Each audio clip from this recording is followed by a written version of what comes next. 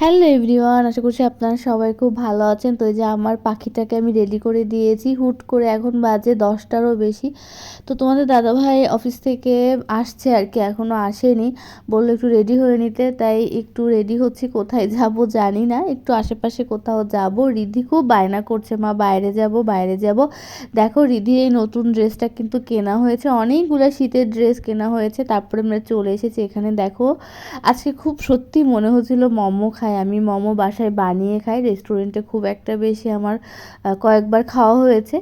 তো দেখো এখানে হচ্ছে চিকেন মোমোটা খাচ্ছি, তবে এই ভাইয়ার মোমোটা সত্যি অনেক বেশি ভালো হয়েছিল। আমি এত ভালো এক্সপেক্ট করিনি, ঝাল ঝাল হয়েছিল। তবে ভীষণ গরম ছিল, খেতে যে না ধরতেই পারছিলাম না। তারপরে আমরা মোমো খেয়ে চলে এসেছি এই যে শঙ্করের এই সাইডটাতে। রিদ্ধি হচ্ছে ফ্রেঞ্চ ফ্রাই খাবে, তো ভাবলাম যে এই এখানে পাওয়া যায় কিনা। মাঝে মাঝে এরকম স্ট্রিট ফুড খেতেও ভালো লাগে, তবে আমরা খাই যেদিন যেমন ওরকম মানে মন চায়। আজকে মনে হচ্ছে যে শীতের সময় এরকম মানে একটু ঠান্ডা পড়েছে, তো মনে হচ্ছে এরকম দাঁড়িয়ে দাঁড়িয়ে খাই আর কি। তো যাই হোক, এখানে না ওরকম ভালো কিছু পাইনি আমরা। তো তারপরে হচ্ছে যে এখানে ফ্রেঞ্চ ফ্রাই পাওয়া হয়েছে, কিন্তু আমার মনে হয়েছে ফ্রেঞ্চ ফ্রাইটা টেস্ট ছিল, কিন্তু একটু বেশি ভাজা হয়ে গিয়েছে। খেতে ভালোই লেগেছে, কিন্তু আমি এর থেকে ভালো ফ্রেঞ্চ ফ্রাই বানাই বাসায়। কিন্তু আমি কি বলবো, আমি আলু কেটে রেখে এসেছি, আমার মেয়ে বাইরে এসে খাবে। কি করার, বায়না করছে অনেকদিন, আসলেও বাইরে বেরও মানে হয় না আর কি। আর আমি তো খুবই কম বের হই এখন।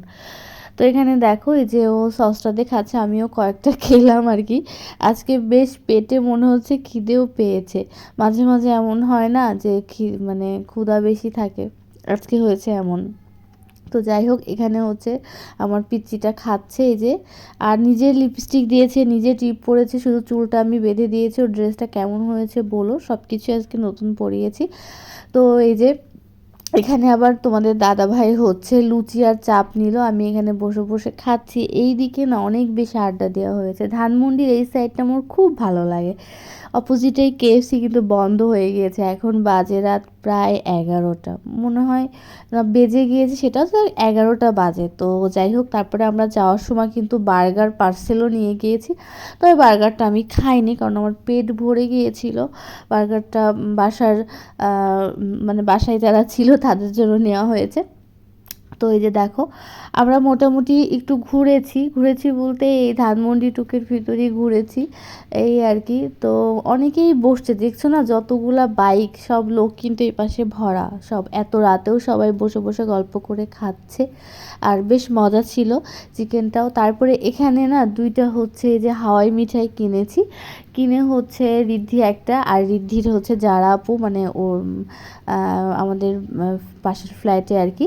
তো ওরা দুজন খুব ভালো ফ্রেন্ড আর কি, তো দুজনের জন্য দুইটা নিয়ে যাচ্ছি।